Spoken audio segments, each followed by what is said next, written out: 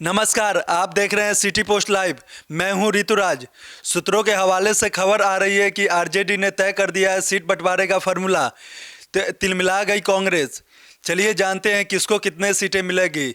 अब मेरे सामने उपस्थित है मुस्कान। बिल्कुल रितु, आपने सही कहा। देखिए, सूत्रों के हवाले खबर आ रही है कि जो सीट है, जो राजद ने सीट तय किया है, तेजस्वी यादव ने सीट फॉर्मूला निकाला है, उसके मुताबिक राजद 134 सीटों पे चुनाव लड़ने जा रही है। क्योंकि आपको याद होगा कि पिछले बार कहीं ना कहीं राजद 143 सीटों पे चुनाव लड़ी थी, और इस बार हमें लग रहा था ये 140 तक तो लड़ेगी एटलीस्ट। इतनी बड़ी पार्टी है, बिहार की सबसे बड़ी पार्टी है, और महागठबंधन में तो अहम भूमिका में है ही। तो लेकिन अभी जो खबरें आ रही हैं कि तेजस्वी यादव कॉम्प्रोमाइज़ करने को तैयार है और 134 सीटों पे चुनाव लड़ने को तैयार है। लेकिन उन्होंने और भी जो फॉर्मूला दिया है वो हम आपको बता दें कि उनके अकॉर्डिंग जो कांग्रेस है उनको 52 सीटें देंगी, और जो वामदल है उनको 34 सीटें मिलेंगी, और मुकेश सैनी को 20 सीटें। तो बची कितनी?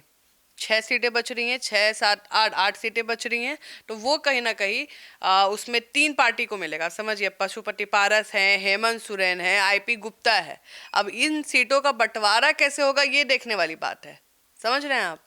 क्योंकि अभी आप दो दल भी जुड़ गए हैं, और कांग्रेस ने कहा है कि नया सीट आया है, नए दल आए हैं, तो कॉम्प्रोमाइज सब लोग करेंगे।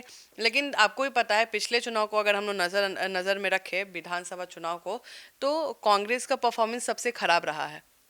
70 सीटें थी और 19 सीटें जीती थी, और उनका कहना भी सही है कि फटे नोट ज़्यादा दिए गए। ऐसी सीटें दी गई जहाँ पे बीजेपी का वोट बैंक है, जहाँ पे महागठबंधन का खाता खुला ही नहीं।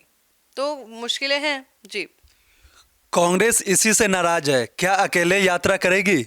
देखिए, करेगी। और आपको भी पता है, दिल्ली में अहम बैठक हुई थी इसी को लेकर, और कांग्रेस नाराज है सीट फॉर्मूले को लेकर। उनको अभी भी प्रेशर तो बनाना ही पड़ेगा अगर तेजस्वी से 70 सीटें लेनी है। तो अब कांग्रेस फिर से वोटर अधिकार यात्रा शुरू कर रही है, लेकिन उसमें अकेले करेगी। और इस बार सभाएं भी करेंगी, रुक के सभा भी करेगी, ना कि खाली यात्रा करेंगी, सभा भी होंगी कई कई जिलों में। तो राहुल गांधी अब मन बना चुके हैं कि इतने दिन अगर हम बिहार में रहे हैं और हमें सीट ना मिले, ऐसे कैसे होगा। तो अब राहुल गांधी भी अपना कमर कस लिए हैं, और वो अब फिर से बिहार में यात्रा करेंगे, जिसमें सभा को भी संबोधित करेंगे, लोगों से मिलेंगे और अपना जनाधार को वापस मजबूत करेंगे जी। वामदल को 40 सीटें की मांग कर रही है, लेकिन इनको 34 सीटें मिला है। इस पर आप क्या कहना चाहेंगे? देखिए, बिल्कुल दीपांकर भट्टाचार्य का कहना है। देखिए, उनके पास 13 है विधायक हैं, और आप कह रहे हैं कि भाई उनको आप कम सीटें दीजिएगा। मुकेश सहनी के पास अभी प्रेजेंट में कोई विधायक नहीं है, उनको इतनी सीटें मिल रही हैं, और डिप्टी सीएम का फेस का भी बात चल रहा है। तो उससे दीपांकर भट्टाचार्य इस बात से गुस्सा है, और इस बात से भी गुस्सा है कि कांग्रेस सारे सीटों पर क्यों अपने उम्मीदवार खोज रही है। क्योंकि उसमें कई सीटें हैं जो सीपीआई के खाते में हैं, मतलब उनके अभी सिटिंग विधायक हैं, और कांग्रेस उधर भी नजर रखे हुए है। दीपांकर भट्टाचार्य देने को मूड में नहीं है। उनका कहना है कि वामदल भले ही छोटे दल हो, लेकिन हमारा स्ट्राइक रेट बहुत अच्छा है, हम जहां से चुनाव लड़ते हैं हम जीत के आते हैं। और सीएम अगर तेजस्वी यादव को बनना है तो ऐसा डिसीजन तो उनको नहीं लेना चाहिए। तो वामदल आप समझिए कि 40 सीटों की मांग कर रही है। लेकिन मुझे लगता है इतनी सीटों में वो मान जाएगी, क्योंकि खराब सीट नहीं, 6 सीटें ही कम हुई है, तो वो मान जाएगी जी। आपको क्या लगता है मुकेश सहनी इतने कम सीटों में मान जाएंगे? देखिए, मुकेश सहनी का मुद्दा है। देखिए, मुकेश सहनी का मेन मुद्दा है डिप्टी सीएम।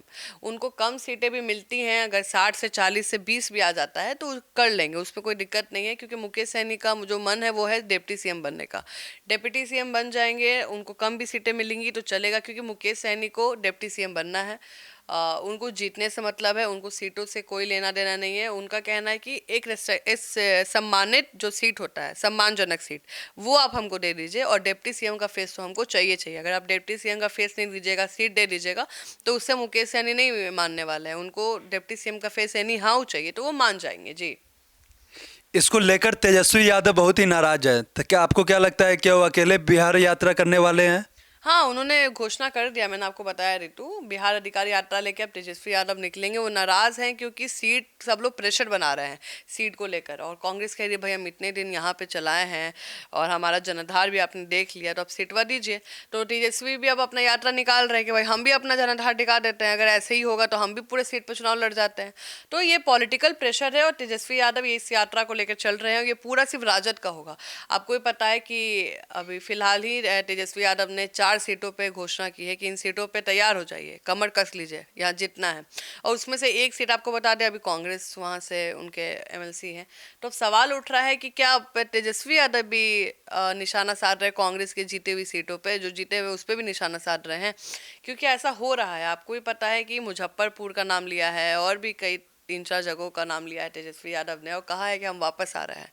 और मुजफ्फरपुर यादव ओरिएंटेड जगह भी है, वहाँ पे यादव का बहुमत है। अब देखना है कि तेजस्वी यादव और कांग्रेस का ये जो लड़ाई है ये कब खत्म होता है, क्योंकि कहीं ना कहीं दिख रहा है कि महागठबंधन में सब कुछ सही नहीं है। जी, आईपी गुप्ता को कितनी सीटें मिल रही है? देखिए आईपी गुप्ता वो सीटों से नहीं खेलते हैं, उनका गेम ही अलग है। उनका है कि हमको जीतना है, और जहाँ से उनको सीटें मिलेंगी वहाँ वो अपना उम्मीदवार खड़ा करेंगे। ये नहीं है कि आप सीट हमको दे दिया, अपना उम्मीदवार दे के लड़ने के लिए, नहीं। देखिए ताती तत्वा का ताकत दिख चुका है गांधी मैदान में। 7 लाख की भीड़ लेके अगर कोई आ सकता है, देखिए अगर आप किसी को ना बोलिएगा कि गांधी मैदान में आना है, तो आपके जात के भी ना उसके 10% आएंगे, 20 सब लोग तो नहीं आ जाएंगे। अगर 7 लाख लोग आ रहा है तो समझिए उनका कितना पॉपुलेशन है। जातीय जनगणना की अगर बात करें तो उसमें तो बहुत कम परसेंटेज, 2% दिखाया गया है, लेकिन आईपी गुप्ता का कहना है कि हमारा इससे कई ज़्यादा पॉपुलेशन है, और आईपी गुप्ता को आप कमजोर हल्के हाथ में ले नहीं सकते हैं। तो आईपी गुप्ता भी मुझे लगता है कि 10 सीट तो एटलीस्ट लेके ही रहेंगे महागठबंधन से। जी, तो आप सुन रहे हैं इस पूरे डिबेट को। तब तक के लिए बने रहें और हमारे चैनल सिटी पोस्ट लाइव को लाइक करें, सब्सक्राइब करें एंड शेयर करें।